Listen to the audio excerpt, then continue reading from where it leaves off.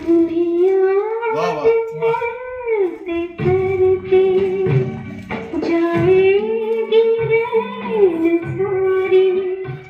भारत रत्न स्वर्गीय लता मंगेशकर का दिल को छू जाने वाला जो गीत सुमन चौरसिया सुना रहे हैं, असल में ये गीत खुद उनके ही जीवन की दास्तां है। वाह वाह।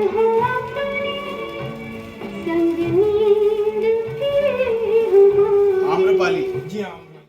सुमन चौरसिया जी बीते 55 सालों से लता मंगेशकर जी को याद करते करते अपना जीवन बिताते आए हैं। लता दीदी के करीब 7,000 और फिल्मी तथा गैर फिल्मी संगीत के करीब 50,000 रिकॉर्ड्स उन्होंने अपने संग्रहालय में संग्रहित किए हैं।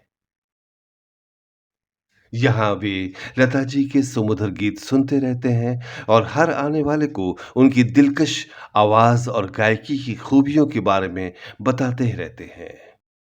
मैं आपको एक ऐसा गीत सुनाना चाहता हूँ जी। कि आप ये कहेंगे यार ये तो नकल है, किंतु ये अब आप सुनिए और खुद ही पहचान जाइए कि पहले में और आज में क्या अंतर है। अच्छा अच्छा अच्छा।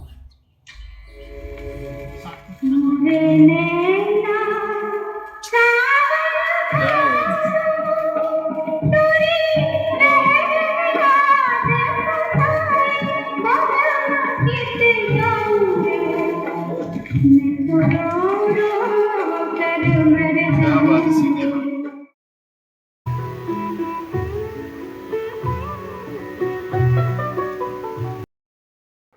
सुमन चौरसिया जी लता दीनानाथ मंगेशकर ग्रामोफोन रिकॉर्ड के परिकल्पनाकार हैं, जो इंदौर के करीब राऊ ग्राम में है। नमस्कार सर, कैसे हैं आप? मेरा सौभाग्य आज मैं आइए साहब, ये दीनानाथ जी, इनकी तस्वीर है। अच्छा। यहाँ पर मुझे 24 अप्रैल 2023 को उनसे मुलाकात का अवसर मिला। इस मुलाकात को संग्रहालय के उपाध्यक्ष और गायक संजय मंडलोई ने अपने कैमरे में कैद कर लिया। मगर इसमें एक रिकॉर्ड भी बजा करती थी, हाँ, क्या वो भी? नहीं, वो बस्ती भी है ना, वही बस्ती है। अच्छा, अरे वाह। तो इसमें भी आप कभी कभी जी सुन हाँ, लेते हैं? जी हाँ। वाह वाह वाह। इस संग्रहालय के निचले हिस्से और पहली मंजिल की सीढ़ियों पर कई संगीत प्रेमी हस्तियों की तस्वीरें सजी हैं। दीवारों पर लगी ये तस्वीरें संग्रहालय में आने वालों या इस संस्था के माध्यम से हुए कार्यक्रमों में आए अतिथियों की याद है। इसके अलावा फिल्मी और गैर फिल्मी संगीत पर शोध करने वालों या पुराने फिल्मी रिकॉर्ड्स के चाहने वालों का यहाँ आना जाना लगा रहता है। इस सब को देखने के साथ ही मैंने सुमन चौरसिया से उनके इस बेमिसाल संग्रह के बारे में बातें की, कुछ जरूरी सवाल भी किए।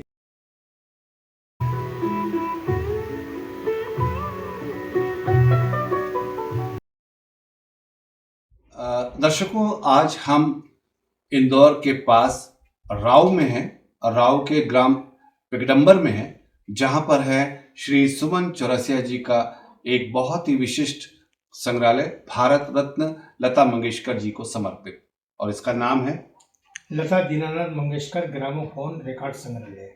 तो इस संग्रहालय में मेरा आने का ये सौभाग्य है और मैं समझता हूँ कि सुमन जी एक ऐसे व्यक्तित्व हैं, ऐसे विरले व्यक्तित्व हैं जो, देखिए, लता मंगेशकर के तो पूरी दुनिया में चाहने वालों की कोई कमी नहीं है। लाखों करोड़ों उनकी आवाज़ के दीवाने हैं और बरसों से उनसे सुनते आए हैं और सुन रहे हैं और सुनते ही रहेंगे।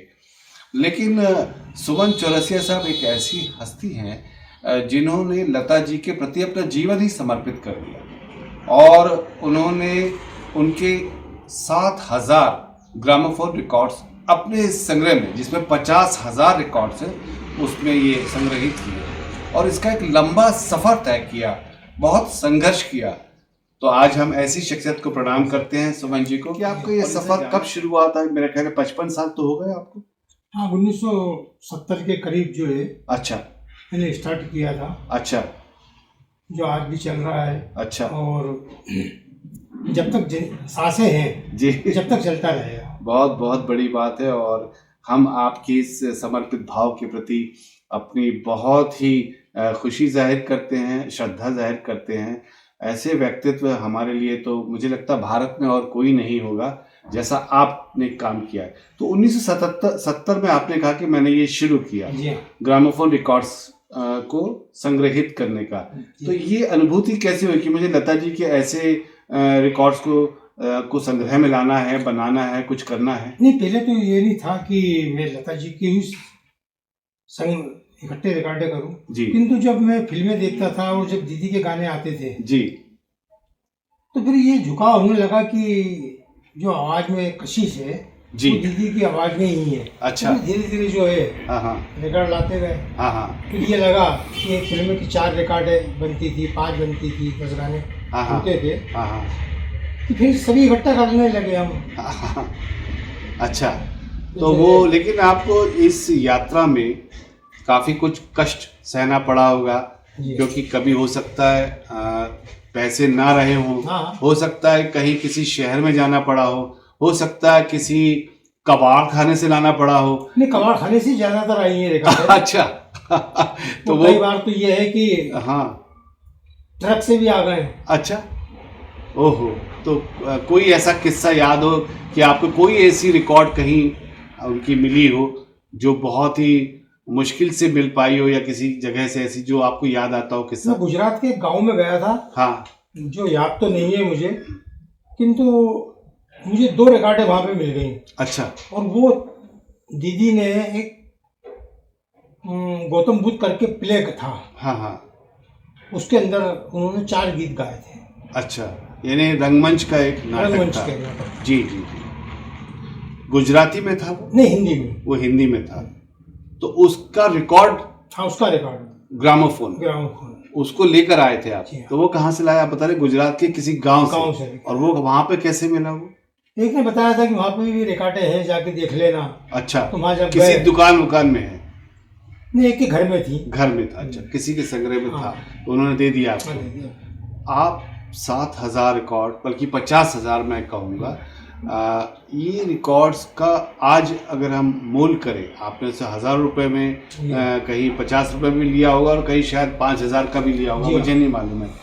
तो ये संग्रह, अनमोल संग्रह के पीछे आपने कितने पैसे खर्च किए? किस तरह की दीवानगी के लिए किस तरह का अपने आप को समर्पित किया? यानी आपके आर्थिक अभाव भी रहा, मुझे जहाँ तक ध्यान है। एक बार तो मेरे पास जमीन थी, खेत था। अच्छा। वो खेत भी मैंने बेच दिया इस संग्रहालय के पीछे। ओहो। और रिकॉर्ड इकट्ठे करते। एक उल्लासनगर में सौदा हुआ था। और महाराष्ट्र में? हाँ, उल्लासनगर में, बम्बई के पास में। हाँ, शायद 1-1.5 लाख का था। उस जमाने में 1.5 लाख में बहुत होते थे। जी जी जी। तो वो मैंने 1.25 लाख में 1 बीघा जमीन बेची थी। अच्छा, वहाँ थी आपकी जमीन? नहीं, यहाँ पे थी, राव में ही थी। अच्छा, और बेच के फिर संग्रह के लिए काम शुरू किया। अभी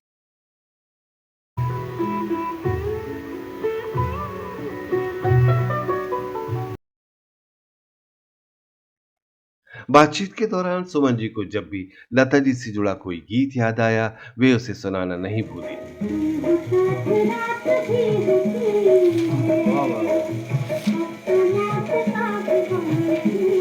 क्या बात है, वाह वाह, क्या सुमन जी, बहुत बढ़िया,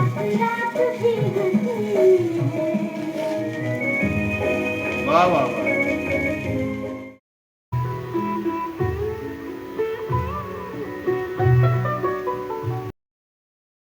सुमन जी, आपके पास रिकॉर्ड्स भी हैं, जी हाँ। इतने हजारों, और रिकॉर्ड प्लेयर भी हैं, लेकिन मैं स्पूल भी देख रहा हूँ। स्पूल यहाँ 2-2 स्पूल रखे हैं, क्या इसका भी आप इस्तेमाल करते हैं? हाँ, देखिए आप।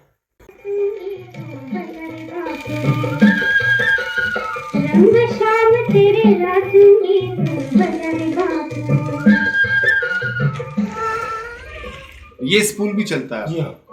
तो मतलब स्पूल से भी आप पुराने गाने जी हाँ, जो आपके पास मौजूद है वो सुनते रहते हैं?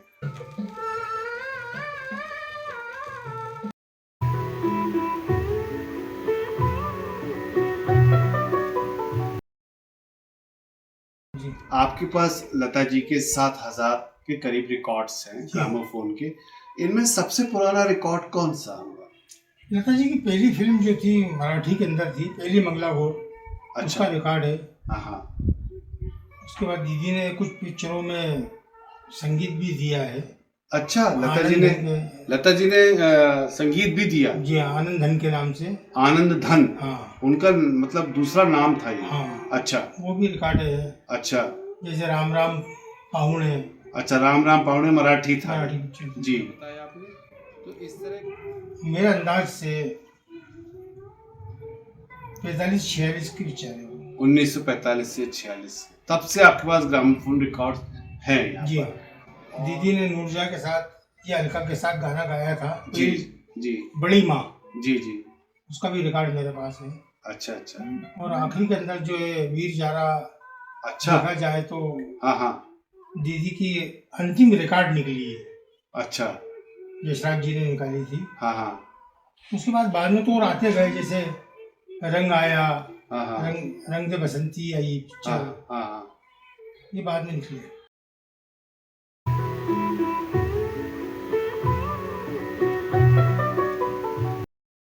आप जो आयोजन करते रहे अपने संगीत के, लता जी पर एकाग्र, उन पर केंद्रित जो भी संगीत के कार्यक्रम आपने इंदौर में लगातार किए हैं, उस पर वो अपना एक शुभकामना संदेश भी भेजती रही ऑडियो पर। उस संदेश में क्या भाव हुआ करता था? दीदी हमेशा ही मेरे से बहुत स्नेह रखती थी। जी। और मैं जब दीदी के पास जाता था और पैर छूता था दीदी के, तो ऐसा लगता था जैसे कोई एक अलौकिक शक्ति मेरे को खींच रही है। Oh my. जी। और वैसे पैर मैंने आज तक मेरी जिंदगी के अंदर नहीं देखे हैं। ऐसा व्यक्तित्व, इतने- ऐसी जी शख्सियत, हाँ। हाँ हाँ, दिव्य अनुभूति होती जी थी हाँ। आपको, और ऐसा लगता था कहीं किसी एक अलग दुनिया में पहुंच गया, ऐसा आकर्षण, ऐसा सम्मोहन पैदा होता था। जी हाँ।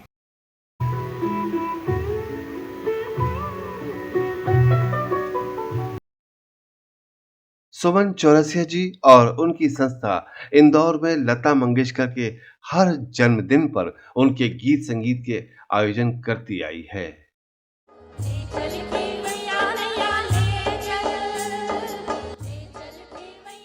लता जी न सिर्फ इन आयोजनों के लिए अपने शुभकामना संदेश भेजती थीं, बल्कि उन्होंने बकायदा एक पत्र लिखकर संग्रहालय की प्रशंसा भी की थी।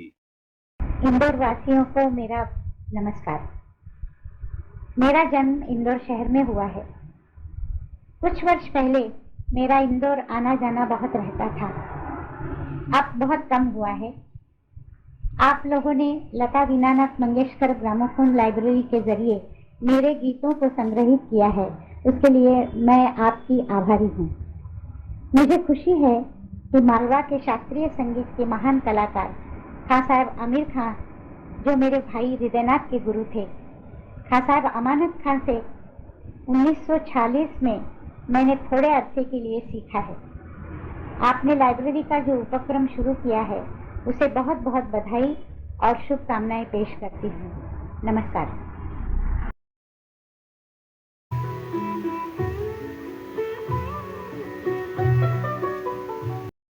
इस संग्रहालय के माध्यम से सुमन चौरसिया लता मंगेशकर की गायकी से जुड़ी कई किताबों का प्रकाशन भी कर चुके हैं। चूंकि ये किताबें बिकती नहीं थी, इसलिए लता दीदी सुमन जी से अक्सर कहती थी कि जब किताबें बिकती नहीं, तब ऐसे प्रकाशनों के लिए इतनी मेहनत और पैसे खर्च करने की क्या जरूरत। आपको बता दें, सुमन जी ने लता समग्र नाम से जो किताब लिखी है, उसमें लता जी के 1942 से लेकर 2014 तक गाए सभी तरह के गीत शामिल किए गए हैं।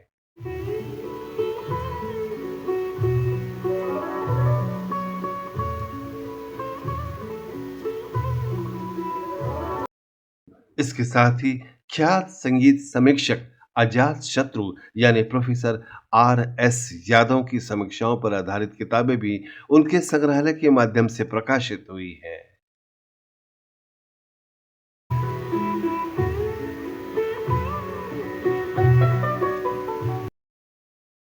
सुमन सर, आज जब आपसे ये सब बातें हो रही हैं, मैं ये जानना चाहता हूँ कि कोई ऐसा किस्सा जी या कोई ऐसा प्रसंग जो लता जी के साथ में जुड़ा हो, या कोई ऐसी बात जो अभी आपको याद आ रही हो, जो हमारे आप दर्शकों को बताना चाहें। जी हाँ, किस्से तो कई हैं। अच्छा। किंतु एक दो किस्से सुना सकता हूँ मैं। बताइए एक बताइए। किस्सा तो ये है कि दीदी ने बुलाया हाँ। कि पूना आ जा तू। अच्छा, दीदी ने बुलाया पूना। हाँ। ओके। मैंने कहा ठीक है। वो कारण क्या था?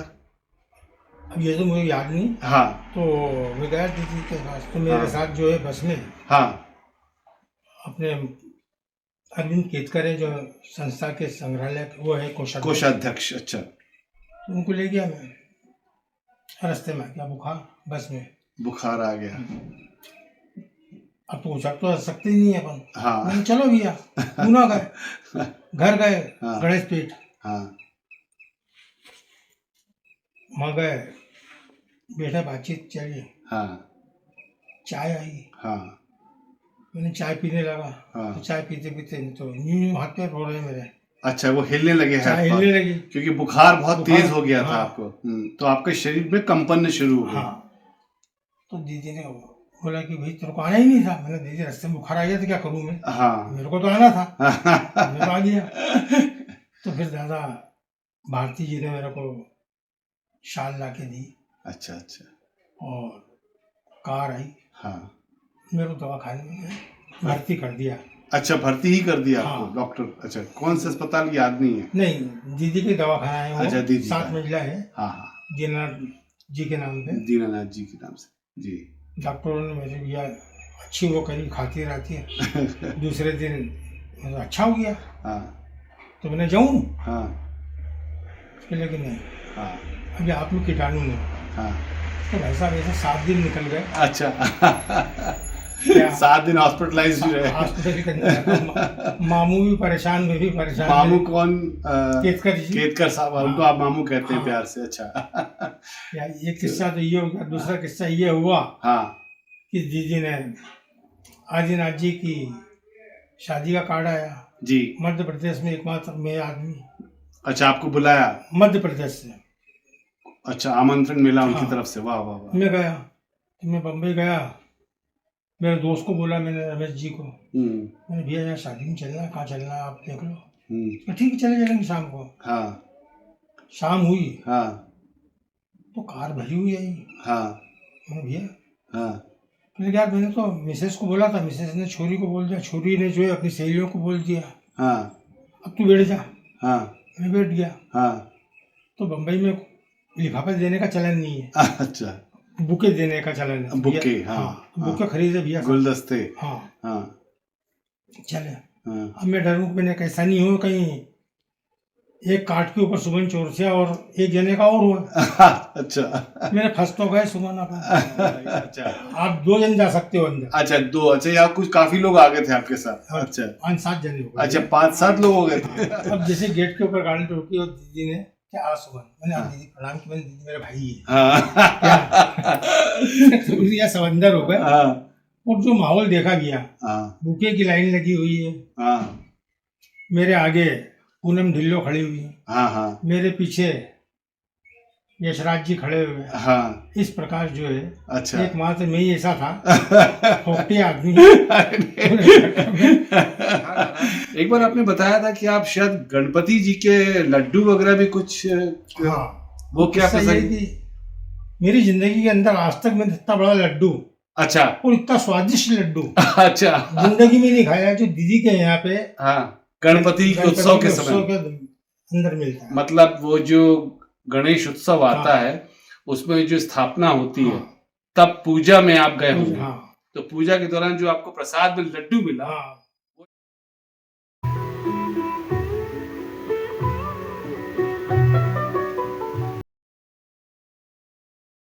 तो और संगीत के प्रति आपकी कब से रुझान था? नहीं, संगीत के प्रति तो क्या था कि जब हम 5-6-7 साल के होंगे हाँ तो पैदा हुए इंदौर में, हाँ नवीन चित्रा टाकीज की गली के अंदर। हाँ हाँ। कौन सी चित्रा? नवीन चित्रा। नवीन चित्रा एक बहुत पुराना सिनेमा गृह था, अब तो शायद नहीं अब है। नहीं है। हाँ। गर्मियों के अंदर खाट लगा के बाहर सोते थे। अच्छा, और सड़क रेडियो के चलता ऊपर। रहता था? नहीं, बाहर सोते थे। हाँ, बाहर सोते थे। तो धीरे से उठते हैं हाँ रात को, हाँ। वो टाकीज में घुस जाते। अच्छा। आधी पिक्चर देखते हैं, हाँ वो फिर आके सो जाते। हाँ। फिर दूसरे दिन जो है हाँ। इंटरवल की बात की देखने पहुंच जाते। अच्छा।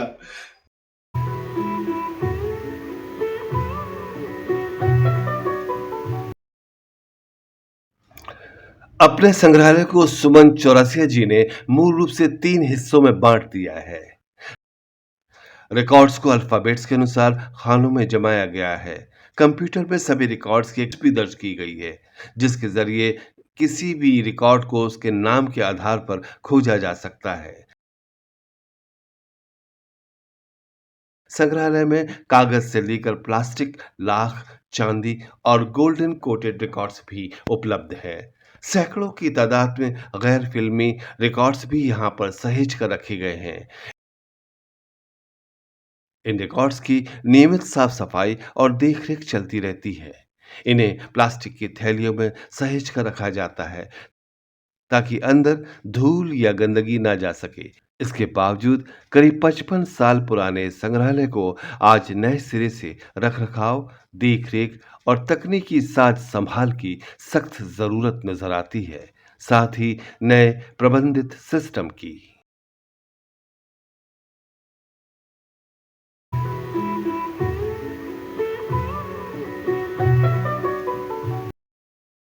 आपने कोई इसको वर्गीकृत किया है कि किस में कौन से हिस्से में कौन से रिकॉर्ड्स जी हाँ, ये ABCD से मैंने करा है। जैसे ये देख लीजिए, ये एलपियाँ हैं।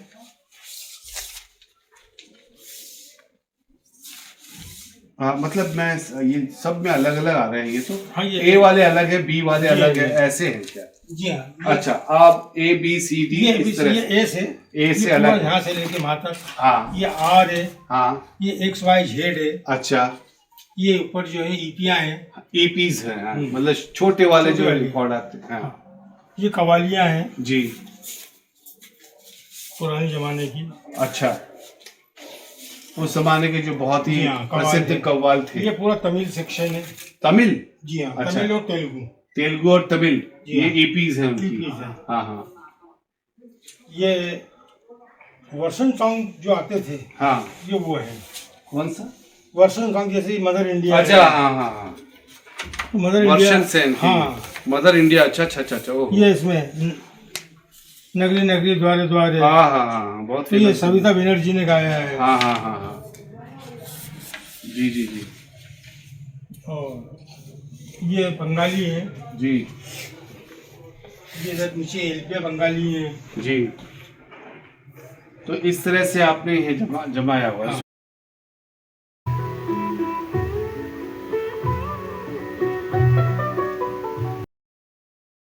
इसमें सब गांधी जी की रिकॉर्डें हैं। गांधी जी की रिकॉर्ड्स, मतलब उनके भाषण है? उनके भाषण भी है। अच्छा गांधी के ऊपर जो भजन गाए हैं अच्छा। वो भी है। अच्छा, यह स्वतंत्रता जब नहीं मिली थी हमें जैसा, हाँ जी जी, जो उस प्रकार के रिकॉर्ड भी इसमें है। ओहो, ये तो बहुत बड़ी बात है। देखिए साहब कि इनके संग्रह में केवल संगीत के ही या गायकों के, कलाकारों के या संगीतकारों के रिकॉर्ड्स नहीं हैं, या बिल्कुल बहुत ही अल्प संख्या में मौजूद, या बिल्कुल अब कहीं और अवेलेबल नहीं है, वही रिकॉर्ड्स नहीं है, बल्कि भारत के स्वतंत्रता संग्राम से जुड़े हुए भाषणों के या उससे उस समय के जो आह्वान गीत थे, वो गीतों के भी रिकॉर्ड्स हैं इनके पास। जैसे ये देख लीजिए, गांधी जी के की वाणी है। अच्छा,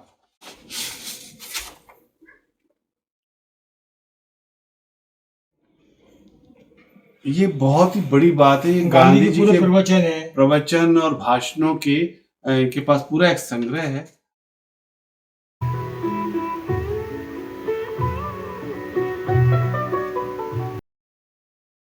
मगर ऐसा लगता है कि आपके संग्रह को क्या आज की तकनीक के हिसाब से इसका डिजिटलाइजेशन होना चाहिए? बिल्कुल होना चाहिए भाई। ये तो और एक राष्ट्रीय संपत्ति है, ये एक देखा जाए ना, संपत्ति की तरह है, क्योंकि कि लोग आप अच्छे आए, गीतकार ने गीत लिखे, जी उस जमाने में बने बजे, जी और आज जो है कोई जी, आज उनको पूछने कोई वाला पूछने कोई वाला नहीं है।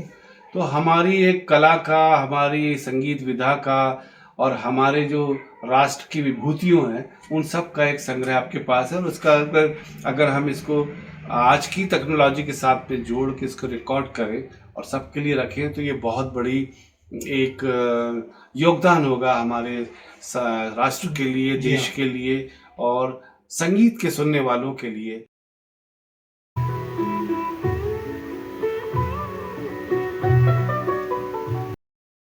इस संग्रहालय को और बड़े रूप में और व्यवस्थित रूप में करने के लिए आपके मन में क्या आता है? मुझे तो बहुत सारी चीजें दिख रही हैं कि अभी इसको करने की बहुत जरूरत है। करने को तो हम बहुत कुछ करें, किंतु अपने जितने पेड़ रहते हैं अपन उतने ही पसारते मैं हैं। समझ गया, वो एक आर्थिक जरूरत भी बहुत हाँ। बड़ी है इसकी। और गवर्नमेंट की तरफ से देखा जाए तो कोई सहयोग वगैरह मिलता नहीं है। अच्छा, तो हमें मतलब खासतौर से मध्य प्रदेश सरकार से आप चाहेंगे कि ये आपको थोड़ी सी उसके लिए सहायता मिले, ताकि आप अपने संग्रह को बेहतर तरीके से रख सकें, व्यवस्थित तरीके से। और उसका जो है जो आज की टेक्निक के साथ में क्या हम उपयोग कर सकते हैं, कैसे उसको उसमें उसको बदल सकते हैं, वो उसमें उनकी मदद मिले। तो ये बहुत अच्छा ख्याल है, और मेरे ख्याल है सरकार को इस विषय में सोचना चाहिए कि इनकी सहायता हो सके। और कुछ निजी तौर पर लोग होंगे जो आपके बहुत प्रशंसक होंगे और आपके काम के, क्या उन लोगों ने कभी कोई सहायता की? हाँ, वही लोग सहायता करते रहते हैं, दोस्त अच्छा। यार लोग। अच्छा, जिसके माध्यम से मैं कुछ कार्यक्रम करता रहता हूँ। कार्यक्रम कर पाते हैं आप, बस वो कार्यक्रम ही होते हैं बस। लेकिन इस संग्रहालय के लिए कोई आर्थिक मदद कहीं से आती है? नहीं, कहीं से नहीं। सब आप अपना ही करते रहते हैं। तो ये आप अभी भी कैसे जुटाते हैं पैसे, क्या करते हैं आप? नहीं, अपन छोटे गांव में रहते हैं, छोटे से गांव में? इंदौर में मकान है, उसका हाँ। किराया जाता है। हाँ हाँ गांव के अंदर कुछ ज्यादा खर्चे है नहीं। हाँ हाँ। तो आप जो पैसे आते हैं बस उसमें से बचत करके हाँ। फिर अपना कुछ अपना रिकॉर्ड वगैरह रिकॉर्ड्स खरीदते हैं या कार्यक्रम करने में अपना उसका उससे सहायता लेते हैं। और इंदौर में ऐसे बहुत बड़े बड़े नामी लोग हैं जो लोग मेरा ख्याल है आर्थिक रूप से सहायता कर सकते हैं। कभी क्या कोई प्रयास आपका ऐसा नहीं हुआ कि सबके साथ मिलकर कोई इस चीज़ को संभालने के लिए, साथ संभाल के लिए, इसकी देखरेख के लिए सबके साथ कुछ एक आर्थिक एक कोई कोष बनाया जा सके? नहीं, अभी तक तो ऐसा कोई ने कुछ नहीं करा। और क्या लता मंगेशकर परिवार की तरफ से कोई ऐसी सहायता या कोई ऐसा साथ मिला? नहीं, मैंने मांगा भी नहीं। अच्छा, इसलिए नहीं मांगा कि ये मेरी आस्था है। हाँ मैं कि समझ मैंने गया। लता दीनानाथ मंगेशकर नहीं, मैंने इसके बेकार विस्तार संग्रहालय- नहीं, सुनिए आप, मैं क्यों बोलूं कि मेरे घर में आज खाने को नहीं है? इससे तो मेरे ही अपमान होगा ना।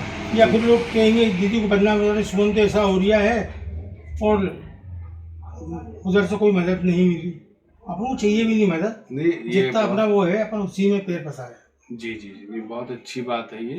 ये अपने एक आत्मसम्मान की भी बात है कि आप इतना सोचते हैं और कहते हैं कि भाई अगर ये मेरा काम है तो मेरी ही रिस्पॉन्सिबिलिटी है बस। और मुझे किसी से दीदी ने मेरी कई जवाबदारी है, मैं दीदी किसी ने से कई बार कहूँगा। कहा कि तू किताब क्यों निकालता है, तेरे से किताब नहीं बिकती है। हाँ भाई मेरी आस्था है, मेरे को निकालना है कुछ ना कुछ हाँ, हाँ। उनके जन्मदिन पे। जी जी, तो मैं ये भी एक निकालता हूँ। बहुत दर्शकों ये बहुत बड़ी बात है कि सुमन जी जो हैं चूँकि लता जी के प्रति, दीदी के प्रति समर्पित भाव से काम कर रहे हैं, इसलिए वो ये कहते हैं कि मुझे आर्थिक मदद मिले या न मिले, मैं तो अपनी यात्रा पे चलता रहूँगा।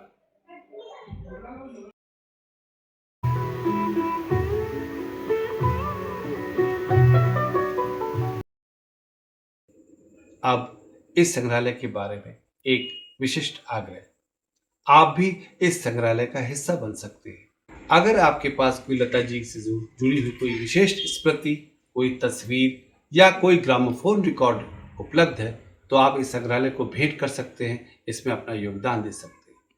और मेरी आपसे एक और अपील, इस संग्रहालय के विस्तार के लिए, इसके आधुनिकीकरण के लिए भी आप इसके बारे में सोच सकते हैं, इसके आर्थिक सहायता कर सकते हैं, इसके डिजिटलाइजेशन के बारे में भी अपनी तरफ से कोई योगदान दे सकते हैं। बहुत बहुत धन्यवाद। इस वीडियो को आप तक पहुंचाने के लिए मैं संजय मंडलोई जी का एक बार फिर धन्यवाद देता हूं। नमस्कार।